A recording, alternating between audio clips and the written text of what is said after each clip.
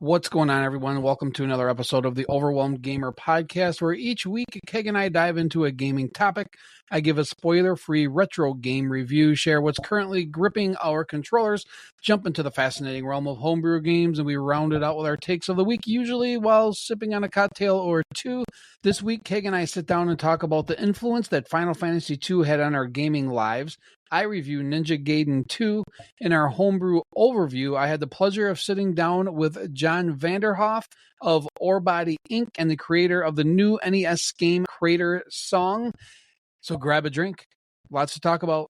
Let's go.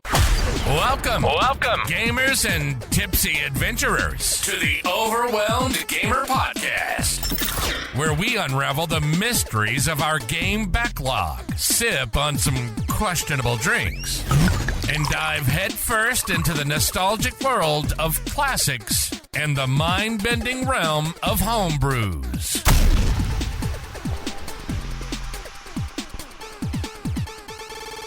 What's happening, everyone? Quick bit of housekeeping before we get started. Not a ton to talk about except the podcast cadence, I guess. We're moving it back once again. I want to do one a month. We started out one a week, then we changed it to two a month, and now we're going to scale it back even further and do just, I think, one a month, but they're going to be beefier episodes. So now each episode, what you're going to get is a game review, a retro game review. You'll get Keg and I babbling about a topic, and then I'm going to try to get a homebrew dev interview each episode as well. So instead of trying to split it up and do silly things and, I don't know, have it not so consistent, I think one a month, releasing at about the 15th is going to be what we're going to start doing. Overall, a better podcast and, yeah, just, whatever. Who cares? Nobody cares. So yeah, I hope you enjoy the new format this way and you get more bang for your buck, even though it's only one a month. Other things, check me out on my streams. I stream every Tuesday and Thursday night. I stream retro video games, so stop by, have a chat, have a drink, have some fun with me on there. I stream on Twitch and YouTube and X and Facebook.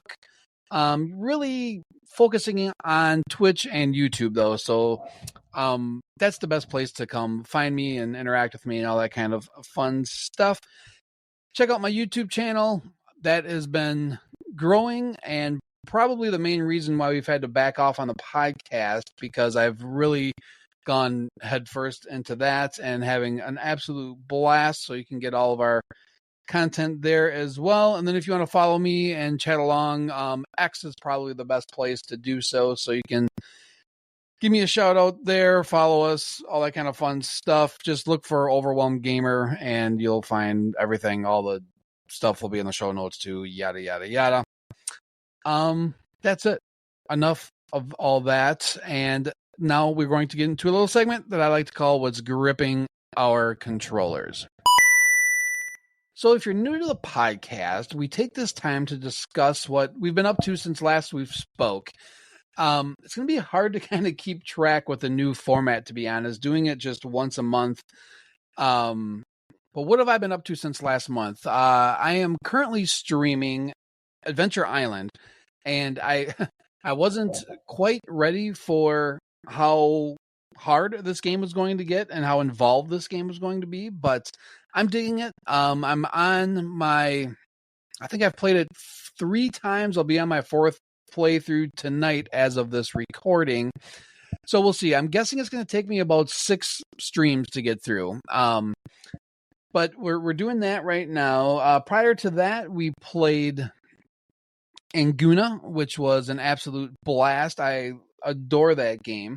So you'll be getting a review of that sometime soon. If you're following along with the NES collection, I am up to 85 games now in the collection. So not too bad. Still having a blast doing that. I haven't really got back into any modern games, to be honest, just with all the YouTube stuff and the streaming stuff. It's been pretty hardcore retro and homebrew stuff. So, and I'll try and get better and take more notes so this segment can be a little bit better than what we're giving you. So yeah, let's get right into the discussion that Keg and I had about how Final Fantasy II influenced our lives. It's a good discussion. We had an absolute blast when we recorded this.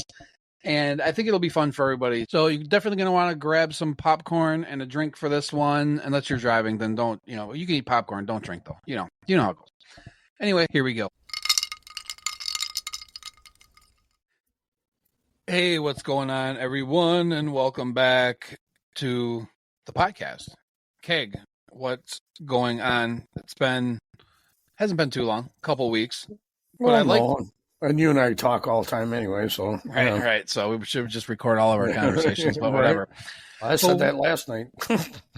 Yeah, no kidding, right? But we have so this is going to be kind of a unique topic in that we're talking Final Fantasy II for the Super Nintendo. And dude, I can never keep the freaking actual, what's the real number? It's like Final Fantasy IV in Japan. 4. Yeah, it's Final Fantasy IV in Japan. All right. Because, there was there was the original Final Fantasy, and then in Japan they came out with 2, 3, and which ended up being 5 and 6 here or something or whatever. Yeah, some shit. Yeah, who cares? It doesn't matter. Nobody. Well, there was one out there that I think it was 6 that I really did end up playing.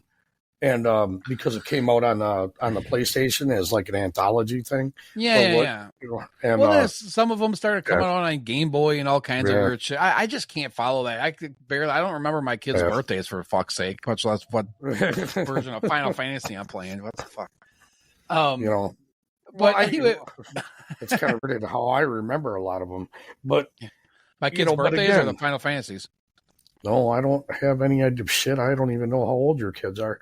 But it's amazing how, I guess, for lack of a better term,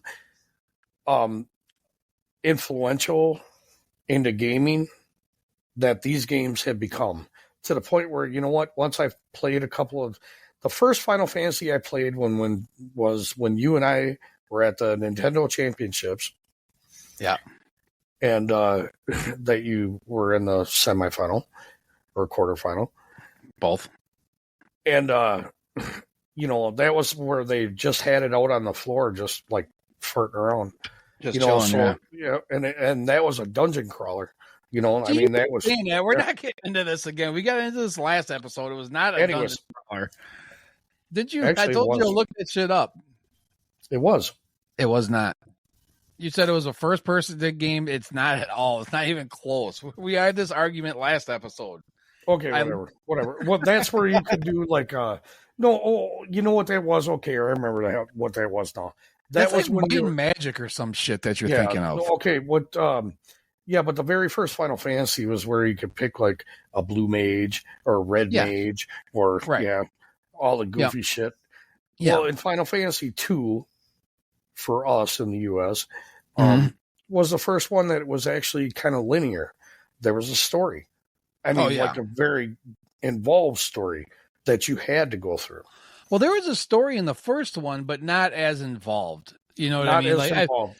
Nowhere near. And it's just I think it was more of a matter of the hardware limitations, right? Because you only have so much memory to try and tell a deep story on an 8-bit Nintendo machine, where when Super Nintendo came out, you had a lot more room to actually tell a compelling story in a game.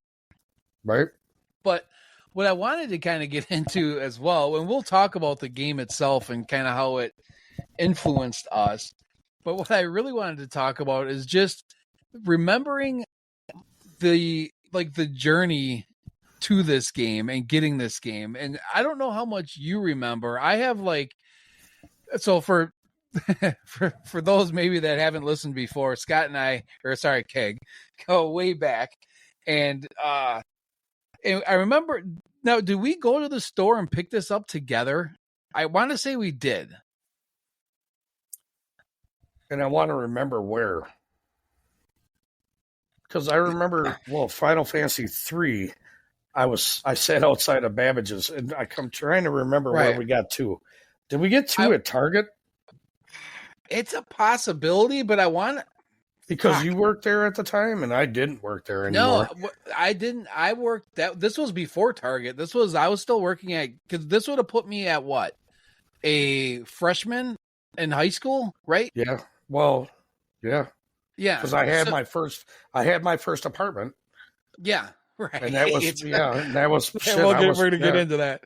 Yeah, I had that was 18. Yeah. Yeah. Yeah. So I was a freshman in high school, so that means I was still working at Godski's, which is a laundry company. Wasn't it? Weren't you like? Yeah, it was a laundry company. Clothes. Yeah, for like the hospitals and for like the football teams and stuff. Yeah. Oh, that's great. Shout out to Mike too. If he's listening to this episode, he'll get a kick out of that. So he's the one that got me that job. But anyway, so that's how I remember saving up to buy my Super Nintendo with that job. So I bought the Super Nintendo my freshman year. I don't remember. Do you remember how? I want to say it was pretty soon after the Super Nintendo came out that Final Fantasy II hit. Yeah, it was. Look this shit up, but I probably should too.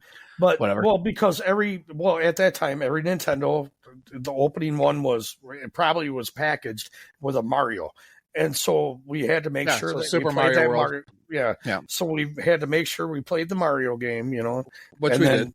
Yeah, and then so probably not long after that.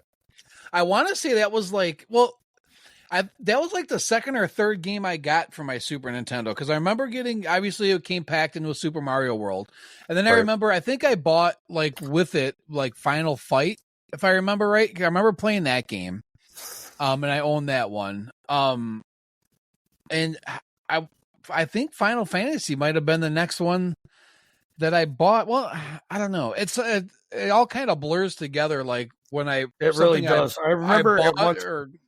I remember being very, very excited about Super Punch-Out. Yeah, that was a good game too. I like that one, but that didn't come out till way later. No, it wasn't that much longer, dude. It was in the making way before the system came out. Yeah. Was it? Yeah.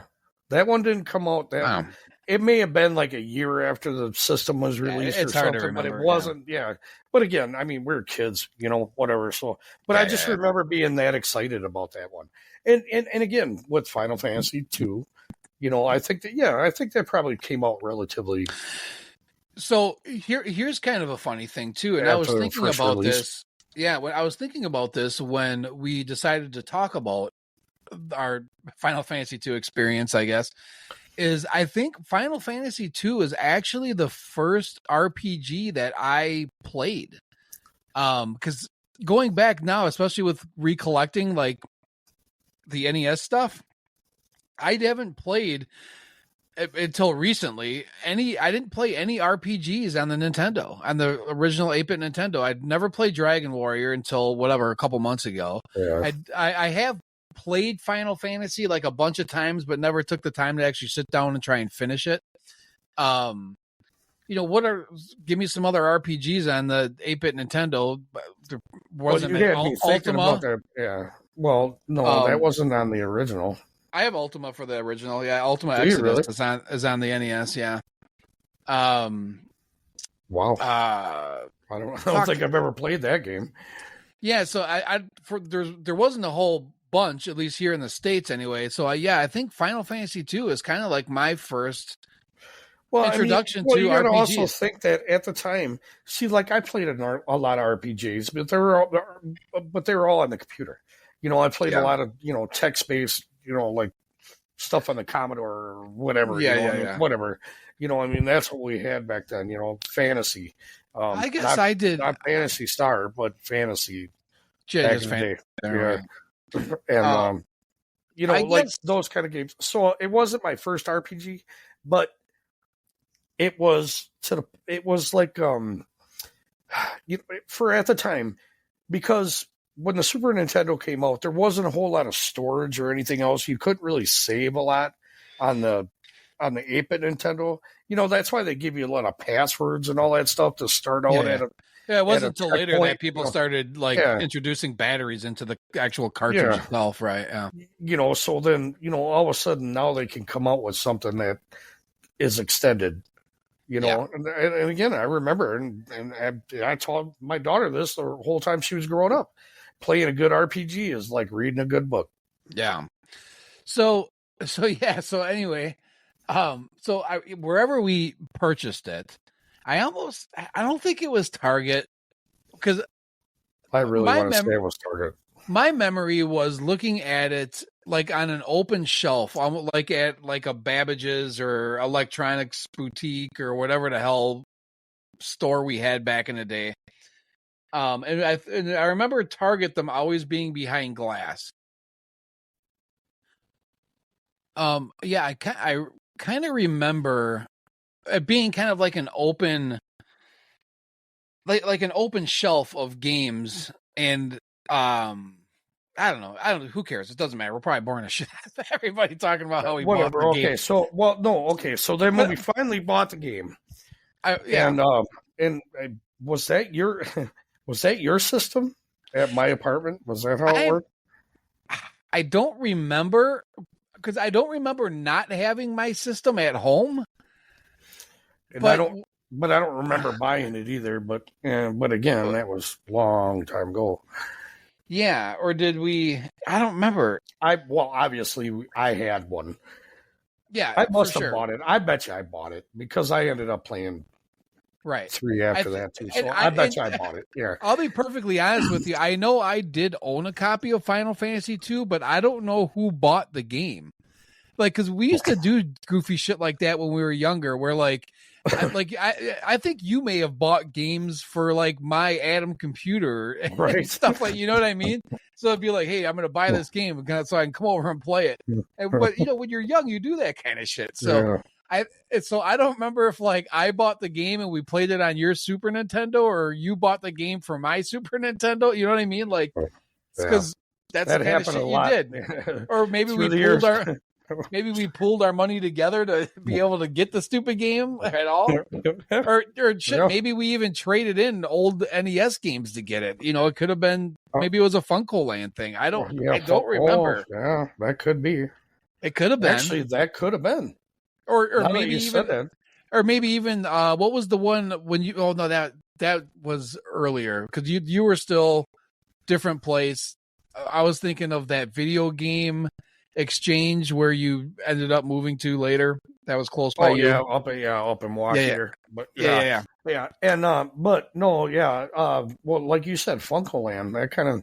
What was it before Funko Land? It wasn't always Funko Land either, was it? It was. It was originally Funko Land, and then it turned into GameStop, or whatever. Right. Was it something before? I don't think it was. It could have been. I think that particular spot might have been. You know what I mean? Like, sure. Like it was not like it was 4-star video or anything like that, because that was that's when we were kids. Yeah. But but that kind of thing. I think it was a small video place to begin with, and then turned into a. I think so too. Yeah, I think you're right. But that kind of makes sense. I bet you that's how it did. That's when trading in games was a thing, and it was for me. Yeah, definitely. Yeah, you'd get done with a game and you trade it in, or you trade in a few games, or you'd steal some games from your friend's house and trade their shit in. No, don't do that. That's not nice. Well, the one thing about Funko Land, they weren't all about, like, if you didn't have the case, sometimes they just turned you away, I don't remember that, but I'm sure you're right.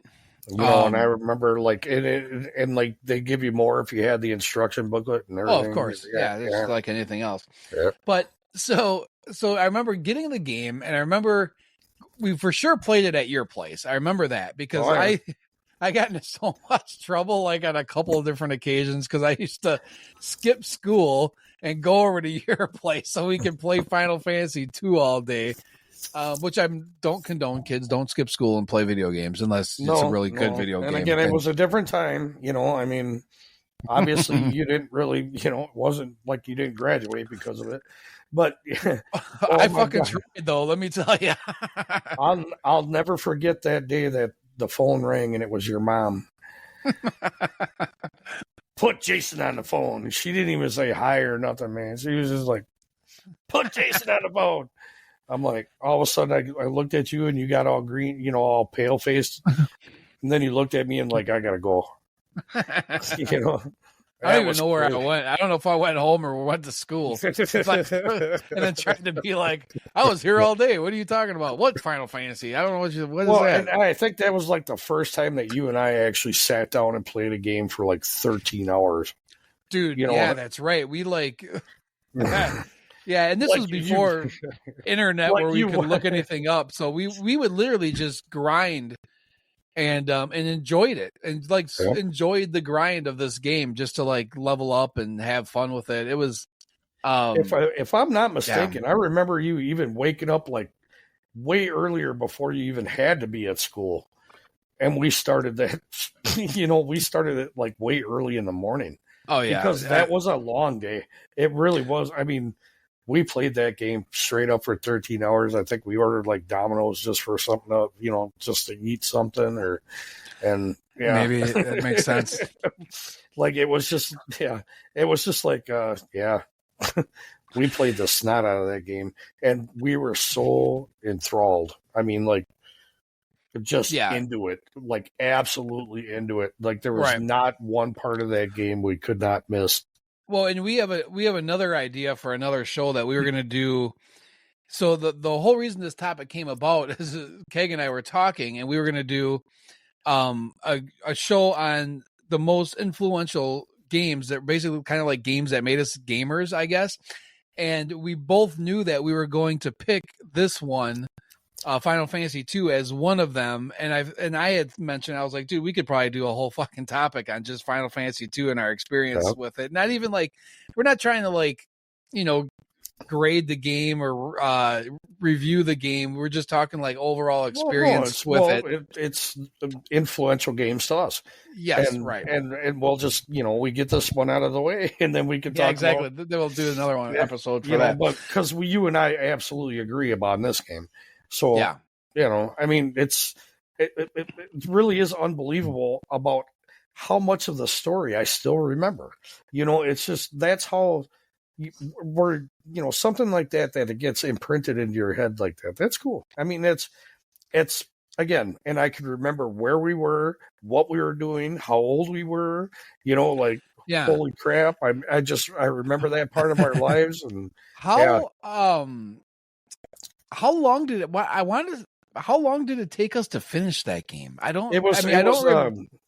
remember being over like 20 hours, but it wasn't like, you know what I mean, of game time. I mean, I think right. No, I understand like game time, but like it felt like we played that game forever until we beat it. But again, this was 100 years ago, so I don't really remember. But and I remember you would like grind levels for us because neither one of us would like continue the story unless the other one was there.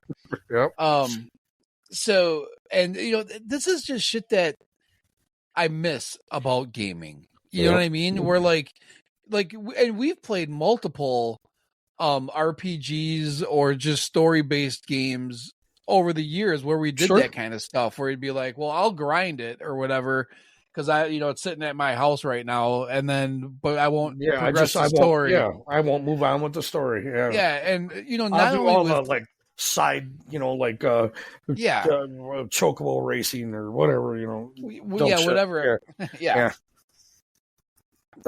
And just little shit like that is what I miss so much about. We're kind of getting off topic here, and we should probably use that for another topic, but fuck it. It's our show. I'll do whatever the hell we want. Whatever. No, actually, you're absolutely right, dude. It's part of that generation. That's part of that. There was a lot of, including Final Fantasy 2. That was, it was just at that time, that's the kind of devotion that you gave to it. You know? Chorus would hit or the instrumentals, and it sounded like you were listening to an orchestra almost, but in 16-bit. But it was so great. It just drew you right in. That was my first memory was like, dude, holy shit, this is amazing. And even the sounds, like one of the first things that I remember about the Super Nintendo in general was playing Super Mario World. And when you went into the cavern or like you went down the pipe and you were like underground, and it had like an echoey sound to it to sound like you were. And I was like, dude, this is the fucking coolest thing I've ever heard. Yep. And then Final Fantasy 2 just took it to that whole next level of movie. Like it was like, dude, this is like a fucking movie. This is amazing. Well, I mean, the point where a lot of the songs that were in there were iconic, where they just kept moving on to game to game to game. You know, like the battle theme or the, or the end scene. Yep.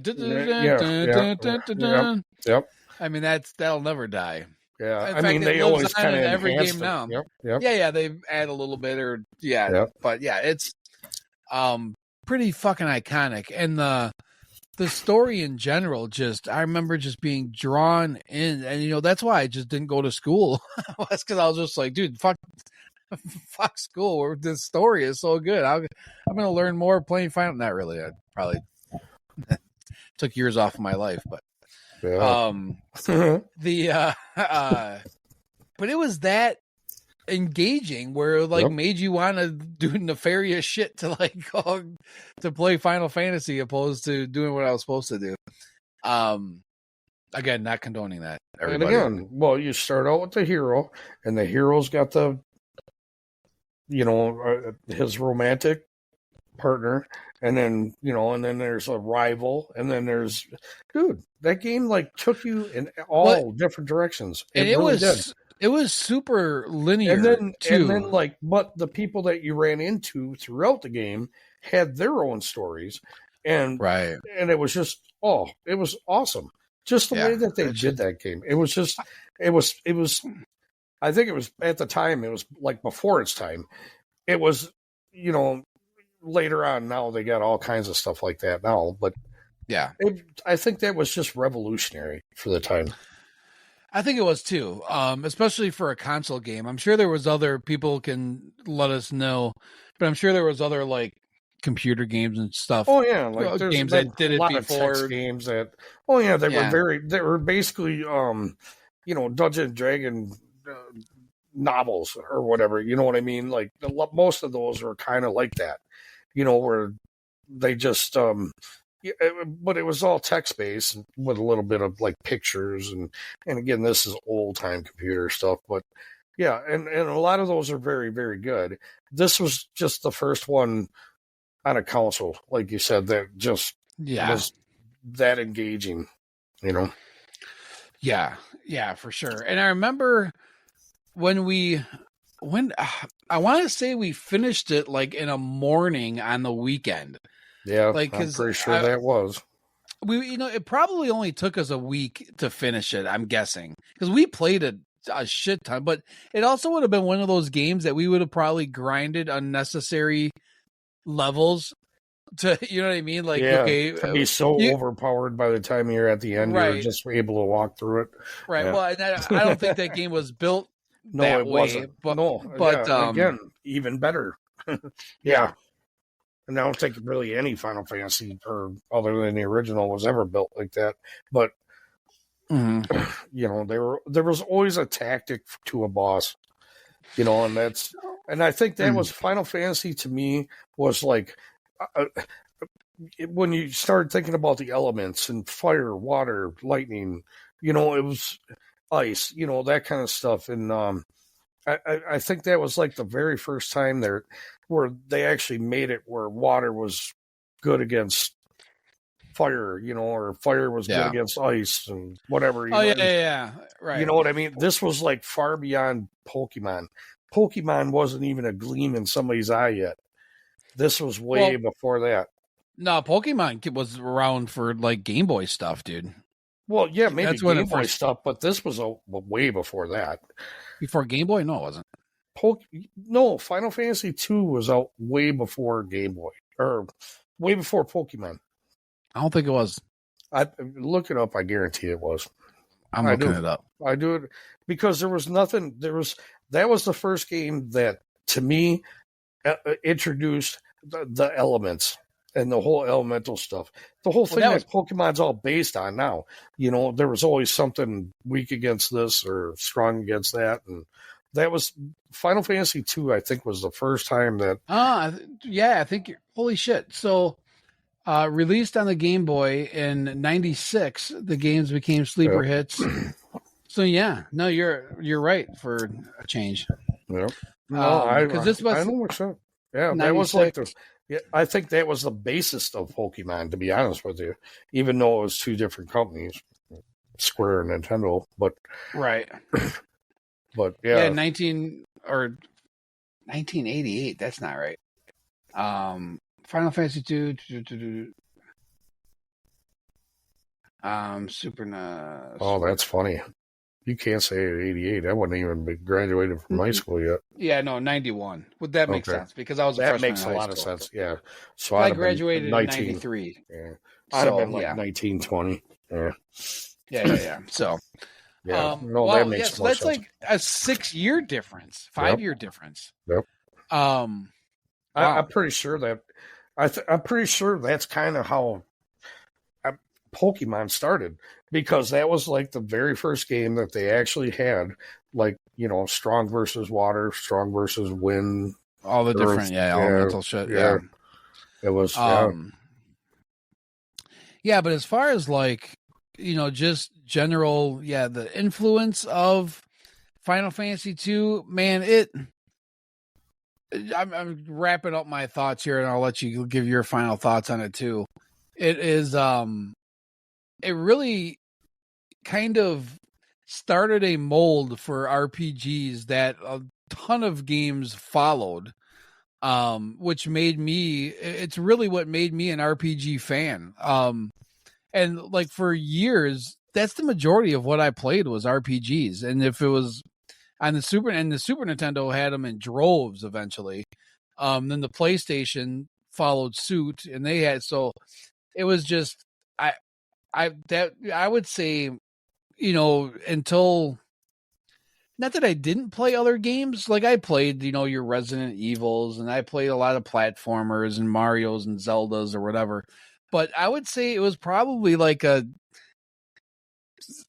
75 to 15% split as far as like, or I can't do math. 8, 9. I need another whiskey. You had to have done that on purpose, dude. But there's no way in hell that you got Scott Steiner math going on right now. Yes, 75 to 25% split. I mean, for like 75% of the time I was playing an RPG, and like the other quarter of the time I was playing something else, like a sport game or something like that. But, oh yeah, you could pick up those Mario games whenever you wanted, but you were. Okay, this is the first game that I remember being very much emotionally invested in it. You know what I mean? Like, dude, like when the twins turned themselves to stone, tell me that didn't damn near bring a tear to your eye. And that's, again, this is we're kids. And it did. Yeah. It was like, it was that gripping, that it just... It was the first game. Yeah. Yeah, sorry. It was the first game that I can remember that it got... real. Like the storyline was like, shit, you mean like somebody's, and I don't know if it was, I mean, there's other like story elements in like NES games where people get shot or whatever. Like I played Ninja Goddamn, 2 just recently, and there's some stuff in there that happens, but it didn't feel like, I don't know how much I paid attention to the story back when I was playing NES games as a kid. That, I was just like, no, I'm just a challenge. It's just, I'm going to go through and beat this game. I don't like skip the cutscene if I can. Fuck it. Well, yeah. And again, that was Ninja Gaiden. Because it didn't matter. Right. The game was going to play the same regardless, whether you watched the cutscene or skipped it, or even if you could skip it or whatever. And after you watched it once, you were just like, fuck it, because I just want to get on to playing to see if I can actually beat this level this time. But man, yeah, there's you're right. It was I liked how it pushed you right through the story. You didn't have a choice but to follow along and be in the story. Even like the secondary stories of, when Tara died, and it was like, oh my God, it was, and he was just a pussy ass bard, but Edgar, and he really was just big puss. But it was such a great story, and it was, and then going to the moon, Oh my goodness, dude. That was like, till this day, even on Final Fantasy Online, they just, one of their, not their most recent add-on or whatever, but the one before that, they introduced the moon. And there was, and I remember the soundtrack for that too, and they did not put that on a Final Fantasy Online. I wish they would have. I wish they would have, because that, if they would have had that, you know, that when you're on the moon. I didn't remember the music until you actually just did that right there. That's funny. Dude, if they had did that, dude, I mean, it was just, whatever. But that was kind of, you know, I mean, so, again, iconic. It was just, there's a lot of stuff in that game that obviously influenced a lot of other games, too. Yeah. 100%. So, but anyway, I thought this was going to be a super cool topic to talk about and just kind of give our impressions of Final Fantasy II by itself on how it influenced us, because it's one of my memories for gaming that sticks out probably ahead of most in my, you know, gaming journey, or however you want, not to like make it sound fucking important. We're talking about video games here and how I used to skip school and get in trouble. Your video game career. Yeah. Right. But you know, but there is something sentimental, I guess, about, you know, like, it's one of those things that it's a nostalgia bone that you, when I think about it, it's like, dude, holy shit, those were the fucking good times. Yep. No matter how much trouble I got into and whatever, I still remember it very fondly. So actually, part of that with you getting in trouble kind of made it funnier. Yeah. Thanks. I think I called in sick. I called the school for you too, didn't I? Oh fuck! I think you may have. That's like, probably how my mom found out. They were probably like, "Did you know some dude called your son in sick?" My mom was probably, that fucking Scott Keg. Dude, what's funny is my mom's listened to this podcast before, so if she listens to this one, it's going to be even more funny. So, oh my goodness, that was funny. Oh, the good times. We are so rotten. Yeah, we're just rotten kids, man.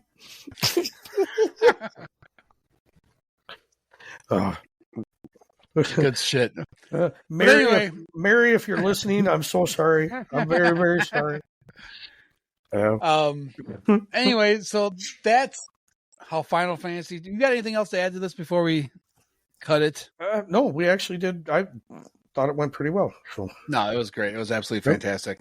And when we come back, you're going to get my review of Ninja Goddamn 2. See you in a second.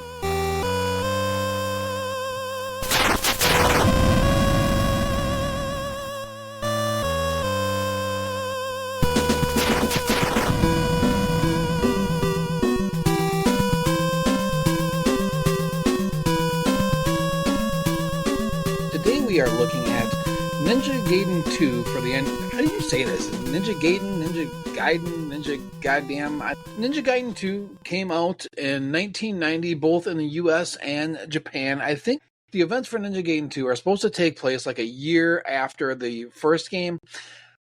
I'm not going to get too much into the story. There is a little bit of a story here, and it's not bad, but essentially it's girl gets kidnapped. You have to save girl. There's a little plot twist thing happening in there somewhere, but I'll let you play it for yourself, and I'm going to try and keep this spoiler free. Ninja Gaiden 2 is a side-scrolling platform game. I'm sure you're familiar with it, or at least seen it at some point. Maybe not this one, but maybe the first one. It was brought to us by Tecmo, and it released in 1990, obviously on the NES. You go through the level, try not to die. There's a couple sub-levels, then finally get to the boss, and then really try not to die, because this game can get super difficult at times, and then move on from there. The bosses in this game can be quite difficult. Some of them are pretty unique, but it's kind of your typical side-scrolling platformer. It doesn't break the mold with anything. As far as the controls and the mechanics work, they work really well, very similar to Ninja Gaiden 1. Two key things, though, that they do add to this game that were not in the first one is, one, the ability to climb straight up the walls without having to jump back and forth. At least I don't think you could do that in the first one, but when you first jump on a wall, you can literally just climb it straight up Spider-Man style, which is pretty cool and helpful.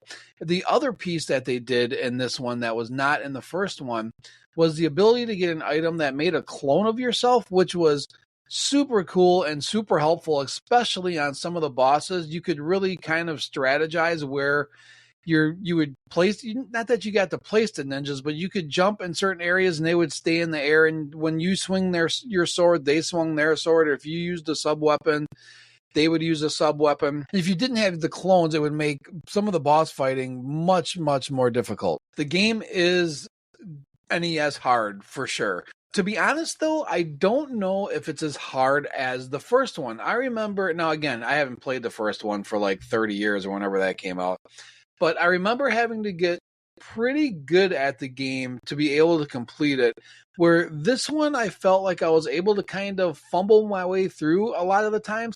I never really got great at this game, but even without using things like save states or whatever, I still was able to fumble my way through it, like I said, and complete it. So as far as difficulty goes, yes, NES hard.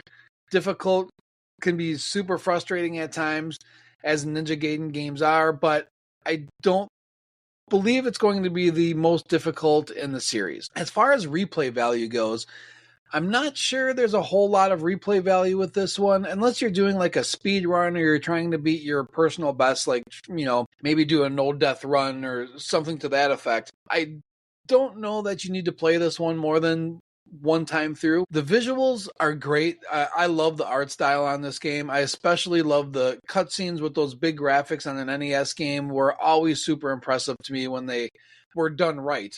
And this one was done right.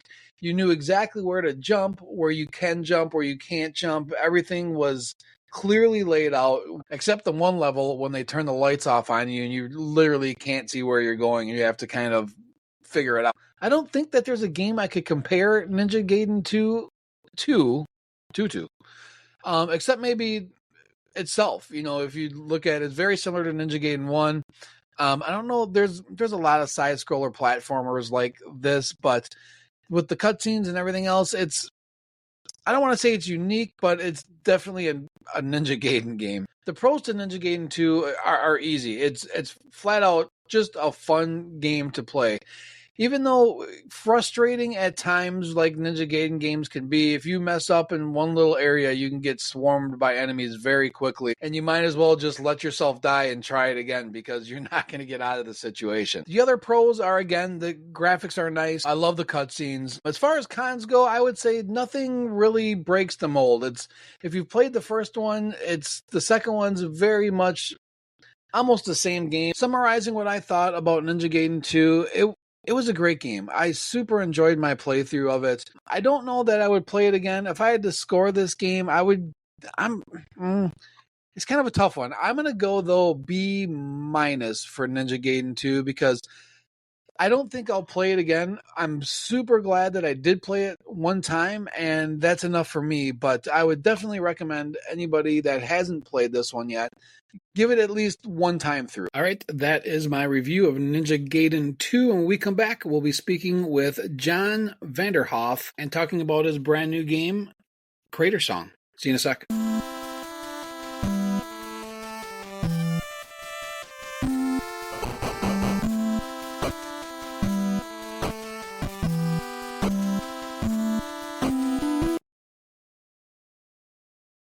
All right, we have John Vanderhoef. Did I pronounce that right? Am I getting that right?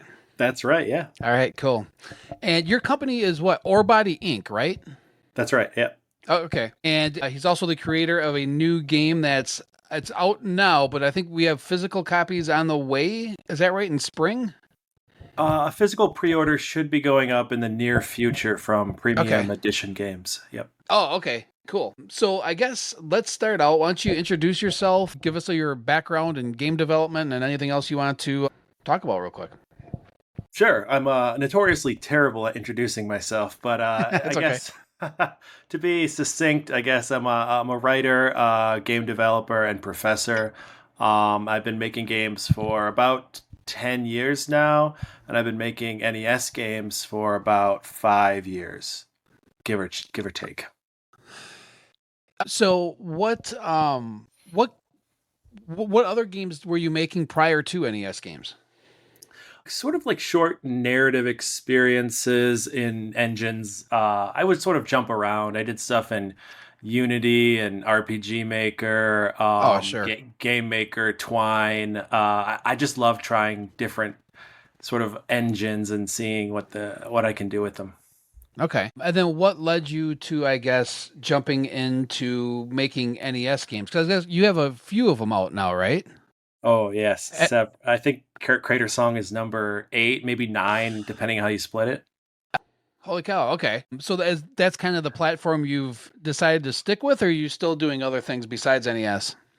Well, Jason, I've been trying to get away from the NES for at least a year and a half, but I keep coming up with new ideas, and so I don't plan on sticking with it forever, but I'm still with it as of today. Yeah. Cool. What Crater Song, the controls are super unique. What kind of inspired you to create that, or can you give everybody a rundown as far as like how the controls work with the dual NES controllers and holding them vertically, and like what was the idea that made you come up with that, or what made you come up with that idea, I guess? Yeah, I mean the control scheme, which I'll dive into in a second, is sort of an answer to a unique problem, or to a unique question. And so I was inspired primarily by this indie game. I think it originally came out in like 2013. It's called Brothers: A Tale of Two Sons. And this is a game that you play 2 different characters at the same time, and you control one character with the left analog stick on a dual analog stick setup. This is like a modern indie game, and the second character with the right analog stick. And the only other input is really the 2 shoulder buttons that are sort of the interact buttons. So starting with that inspiration, and they recently came out with a remake. I haven't played it, but it's essentially the same game that just much prettier. So check that out if you haven't. But yeah, so I was inspired by that. I've always loved that game. And I was like, is this possible on the NES, right? Like outside of all these other constraints, the real question for me was, how do you effectively control 2 characters without manually switching between them? And I know games have done that and do that. I wanted simultaneous control. And I actually arrived at an answer, which evidently several other games from the original era arrived at, which was to turn the NES controller on its side, like you'd hold a Nintendo Wiimote. That's how old I am, or Right. or a Joy-Con, right? And as soon as I came up with that, it was like, oh, Eureka, right? And you can easily control 2 characters, have access to 2 D-pads, and because of the design of the game is built around a single singing mechanic, you only really need to reach the select button. Right. So that's sort of the range of motion, and it works perfectly. And then people, after I started talking about that, were like, oh yeah, this is just like Smash TV, which wasn't doing it for dual character, but was still using that control scheme to shoot and move at the same time, which was a similar problem that they had adapting the arcade game.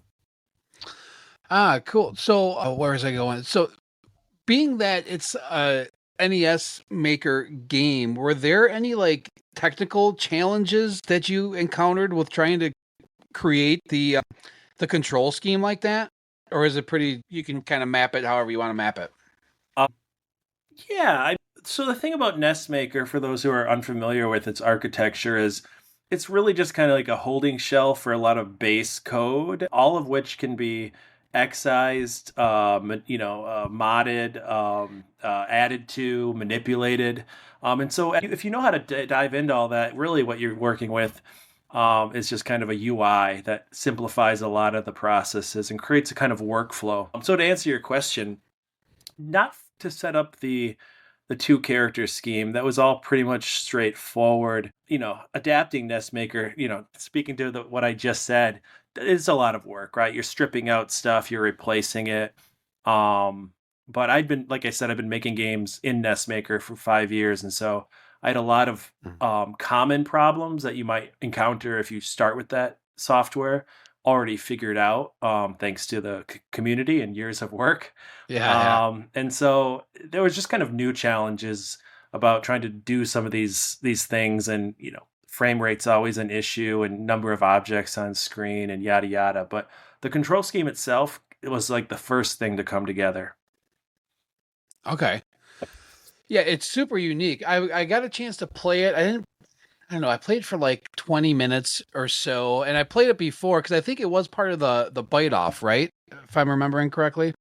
Yeah, the entire game came together in like 5 months, but originally I created the essentially what was supposed to be just the game, because I wasn't planning on expanding it, for the bite off back in February of 2024. Okay. Yeah, because I remember when I was streaming the all the bite off games before the gaming classic, I had played it, and I remember fumbling through trying to figure out the control scheme, because I was like, what is going on with this? And then finally figured it out. And then when I got to actually play it more, I was pretty excited to check it out. How long is the game, or how many puzzles are there? Because it seems like there's kind of like the first world is kind of like, almost reminds me of like a what am I thinking of?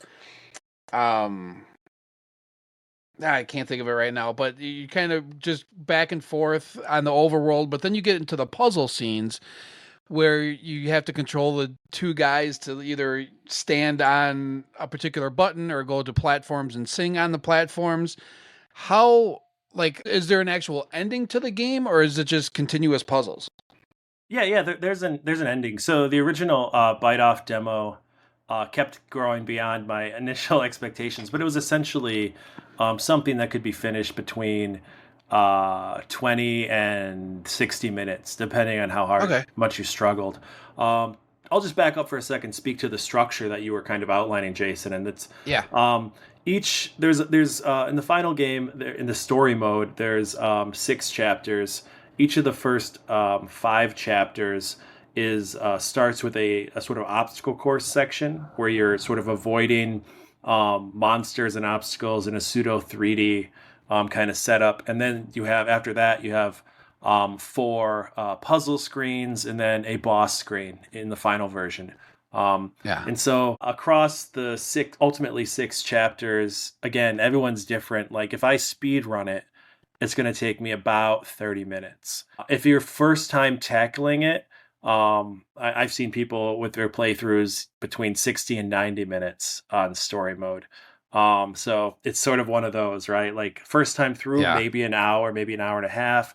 Once you know what you're doing, you can get through it in 30 minutes. And that was very purposeful, because I'm not using save functionality. And so for me, there's a kind of a threshold for how long I want something to be, and how long anyone is willing to sit down for something. So yeah, that's interesting. So there is no save in the game. Not for this one, no. Okay. Yeah, because I got to what I'm assuming is the boss battle at the end of the first set of puzzle levels, and I just died right away because you start the level and then the guy comes chasing at you from the right side of the screen. Yeah. I was like, oh shoot. And then he got me, and I was like, okay, well, I have to remember what to do there. So, but yeah, the game is super cool, and I'll definitely get back into it and finish it. But did you run into any like big challenges during development of this? Well, like I said, this is probably the smoothest and fastest of any game I've made in the last couple of years anyway. And that's because I had a lot of fundamental problems solved. I was just applying them to a new kind of genre, a new set of mechanics. The major problem was initially the control scheme. Once that was figured out, then it was sort of, can I do everything I want to do in the amount of space I want to do it? And so, yeah, I mean, nothing I would have to share with you would be novel to anyone in Nest Dev, but it's like, managing like banks and what data is and what banks, and kind of just managing how many tiles you can use on a single screen, and depending on all different kinds of variables, you can manipulate that. But it became the challenge. And then I guess I wanted a section where one of the chapters, the two characters stand on like directional plates to control a third character. And that's something that's really cool. And that third character became really pivotal to for the heart of the story for me, and just like the myth of it all. But so that was kind of fun too. So then it's like, not only are you dealing with this unique control scheme, controlling two characters, but now you're using those two characters with on-screen buttons to control a third character. So yeah, I had a lot of fun designing the different things. And I had so many ideas I had to just leave on the cutting room floor because of the previous problem, which was I didn't want this thing to be too long. And so to speak into that though, like, the story mode, maybe 30 to 90 minutes. But then because of that, I added a challenge mode. Yeah. And this essentially allows people who've beaten the story mode to try essentially another, what is it, like 30 screens or something of puzzles. And again, once your first time through, probably 60 minutes. But then if you're really good, and by that point, if you've already beaten story mode and challenge mode, you can do the challenge mode probably in a speed run of like 35 minutes or something like that. But it like hits the ground running. The story mode has like a whole, that first chapter is very much hand-holdy. Like this is kind of how this works. But right. Yeah. So, give me an idea of how you come up with the ideas for the puzzles and making each one unique. Like, I guess I would have a hard time trying to come up with like, okay, we're going to make the level look like this, and just all the different design aspects that go into making a puzzle game like this. What was your strategy behind that? Or did you just start laying out tiles and figuring it out from there? Yeah, it all starts with the functionality of the tiles. And for me, the two base tiles, essentially, the problem is like, you want the player to be able to manipulate both characters independently. So have a tile where they each have to stand on a similar tile, and then it opens up a door, right? So that's the base thing. Then you have the music tile, which recreates the standing tile, but then adds the singing, which is kind of central to the themes and the whole story. And so once you have that, you start playing with like, well, how many different kind of combinations can we do with that before it gets tired? And the answer is, for those two mechanics alone, not that many, like 3 levels. And characters and players are like, I probably want to do something else. So then you enemies, right? A basic, like a threat. Yeah. And then you just start piling on. And so by the time you get to like the end of the game, where you have you add like a lock and key, which is of course like very basic game stuff. And then later in the game, we have I call it like a meteorite tile, where 2 characters stand on tiles, and one of the characters produces a meteor that can like break down barriers and open up paths, and there's all different kinds of stuff.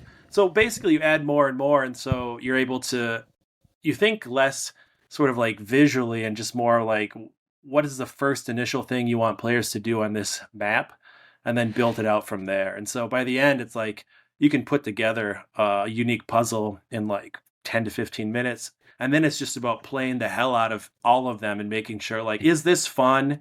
Is this frustrating? Is this additive, or is this repetitive? It's all these kinds of questions. Yeah, no, I get it. So as far as now, how much of the development did you do? Like, did you do all the graphics? I know that Jordan Davis did the music and sound effects, but did you do the graphics and all the dev work just by yourself? So like the backbone of Nestmaker, it's obviously from Joe Granato and his collaborators, and then a lot of the other base code I get from the forums, but I also do a ton of it myself. So there's no part of this game outside of the design, right? And you could even argue, like, because of inspirations and influences, like even you're not independent there, but there's no part of this game that I'm completely alone in. You could argue design and story. Otherwise, I do everything, but I also like a lot of the visual assets I buy on itch.io's storefront. Oh, gotcha. And then I just manipulate them because, believe it or not, NES graphics aren't a big sell on there, but pixel art is, right? And so I'm pretty familiar with the NES's constraints. So a lot of the pixel art I get from there and just change it. If there's something I can't find, I'll just do the work and make it myself. I don't love that because it slows the process down, and that's why some games take two years to make. It's like because people are doing everything bespoke, and that's really awesome. I almost don't have the patience for that, especially if I'm doing all the art myself, which would take so long. But that's about it. So a little code for myself, the community. Jordan Davis obviously does all the music and sound effects, and the visual assets are a mixture of store-bought assets and then my own manipulations of those and my own original art as well. That's really cool. Do you have like a favorite part of the development cycle? Like if you're really heads down working, what do you like doing the most? Is it the creation, the graphics, the story? Yeah, I mean, the story would be my go-to answer, but that feels like that part gets done so quickly for me. And so you have to kind of love some other aspect of it. And I would say it's a kind of a moment, Jason. It's like not the coding, and it's not necessarily the art, although I do love seeing things come together. But it's that moment when you like hit run and see what you just did show up in the game, and either do what you wanted to do or do something else. And it's that like kind of like it tickles the brain. It's like, oh, I'm solving a problem. Oh, I've run into a new problem. And it's that sort of like loop, right? That's the thing that I find almost like chemically addictive about game dev. Yeah. Now, do you have a development background, or is this something that you're just like, no, I'm passionate about gaming and I want to try this?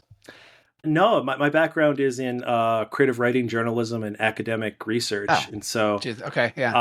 I mean, they kind of go hand in hand, though. They really do, yeah. And all that research. Like I'm a game studies scholar primarily, so and I've been playing since I was 5. So I've always wanted, like everybody, you've always wanted to make games, but it was only until like the last I guess 15 years when engines became available and cheap and free to use, and the amount of resources, both in terms of educational, but also in terms of like assets and just like the communities that formed, all of these things come together like, circa 2010, 2011. And yeah, I was just like jumping in with everyone else on my spare time and kind of learning as I went. That's awesome.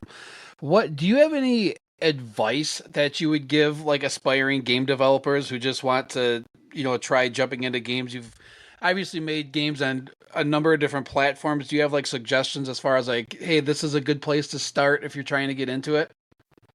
Well, I'll probably ruffle some feathers here, but I don't know. Okay, that's all right. I would say if you really want to make Nintendo games and you don't know what you're doing, grab NESmaker. I'm a big proponent of it. I think the community is one of the nicest communities and one of the most helpful and immediate and like present and like still very vibrant. If you just want to make games and you're not necessarily wedded to the NES, GB Studio make Game Boy games. I've worked a little with that. I have a project there that is currently on the back burner, but that's a really robust and cool retro gaming platform.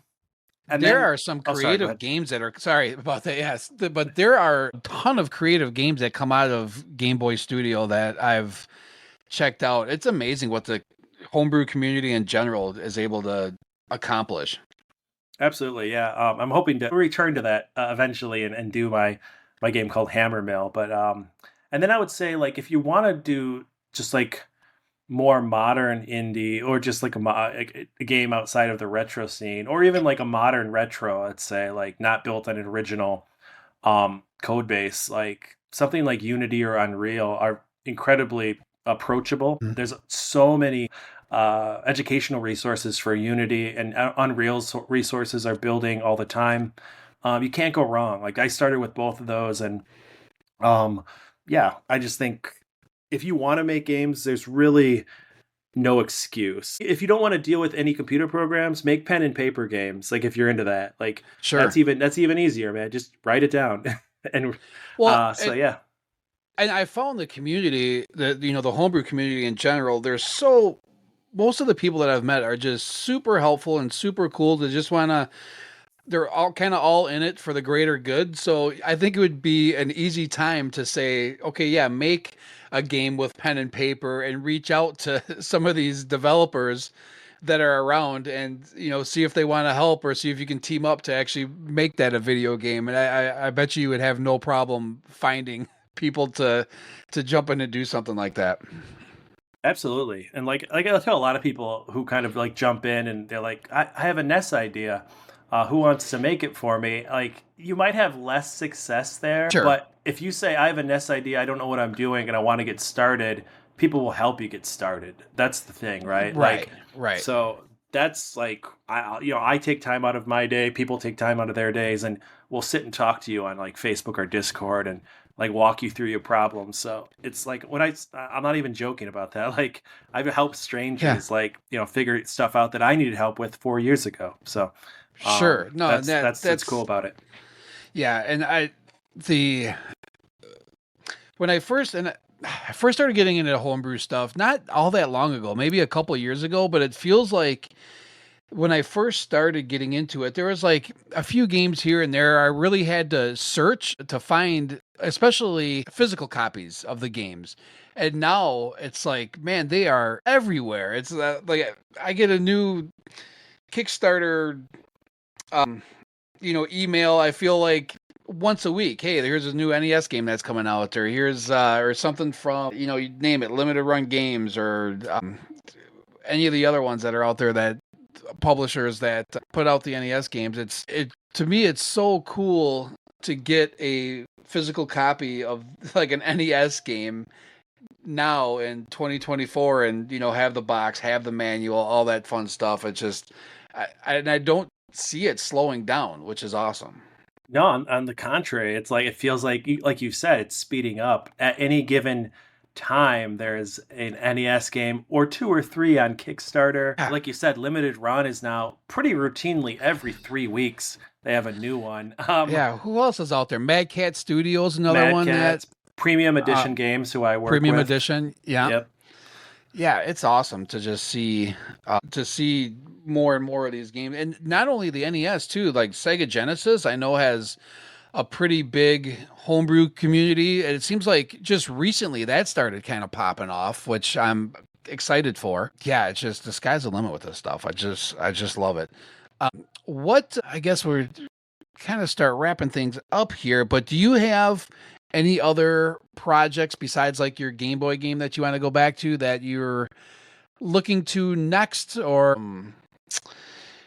are you taking a break, or what's your gaming development future look like? Sure. Well, I'll just quickly kind of recount my work for in case anyone's unfamiliar with it. So I made a series of 5 games that I kind of called the Muleniverse games. And these range again in quality because they're my early work, but they kind of are 5 different genres, like sort of adventure, arcade platformer, beat 'em up, shooter, and run and gun. Some people really like them. I really love them, but I understand they're kind of like they're not perfect. But more recently, I'm proud of the games under the Orebody Inc. studio moniker. It's Orebody Binder's Tale, Oratorio, which is really cool music rhythm game, and then most recently Crater Song, which just launched on itch and is going to be up for physical pre-order soon. But Hammer Mill is a Game Boy game I really want to make about sort of a steampunk sci-fi ocean kind of faring game set on the alien world of Orebody, like Crater Song is. Sure. And then a project I don't really want to speak about now because it's something I'm super excited about, but I don't want to take any shine off of Crater Song. But there's one more NES game that Orebody Inc. is going to do, and it's a genre I've never done before, and it's super cool, and it's I'll just say it involves kaiju, which I'm a huge fan of, giant monsters. Okay. I'm going to probably show it off maybe late this year, early next year. But very cool. Yeah. You can follow Orebody Universe on X/Twitter or any other social media platform, Orebody Inc. If you want to keep up with that. Awesome. All right, so I guess last kind of has nothing to do with anything, but what is your favorite NES game of all time? Oh man, these are the hardest questions, right? Right. Like, You could give. Let's do like a top 3, I guess then, all because right. I couldn't list just one. One game that always has a special place in my heart, and I just replayed it recently, so I know it still kicks ass, which is Chrysalis.